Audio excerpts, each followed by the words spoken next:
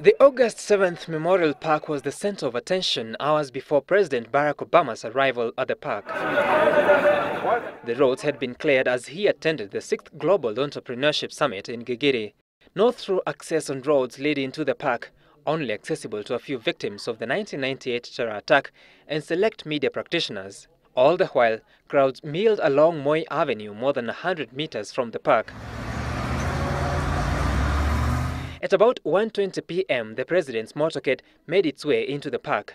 That 17 years ago was the face of horror when the U.S. Embassy was bombed, leaving over 200 dead and scores injured.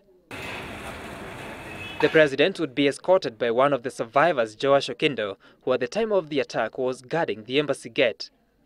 Obama spent about 40 minutes inside the park. He lay wreath and held a private meeting with around 20 selected victims inside the park's conference room. Brenda Seleboa, the general manager of the August 7th Memorial Trust, witnessed the president's visit.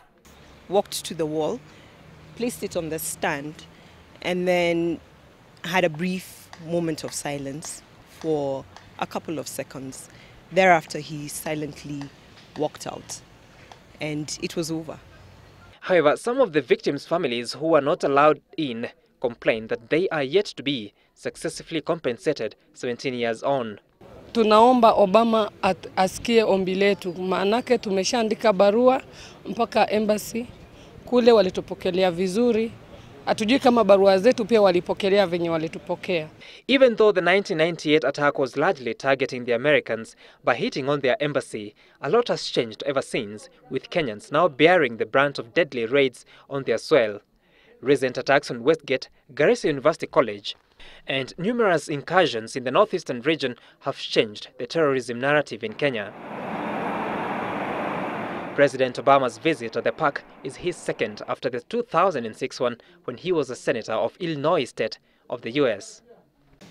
Now, I may not have his accent, but at least I can tell you what President Barack Obama wrote when he came to this memorial park. He wrote and said, "We will never forget the innocent lives lost here, Kenyans and Americans. May God watch over their families and give strength to the survivors. Our two nations will always stand united in the defense of our peoples." And then he signed.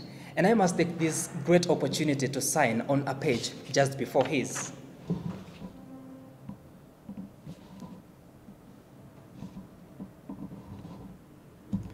Sam Gituku, Citizen TV, from August Memorial Park, Nairobi.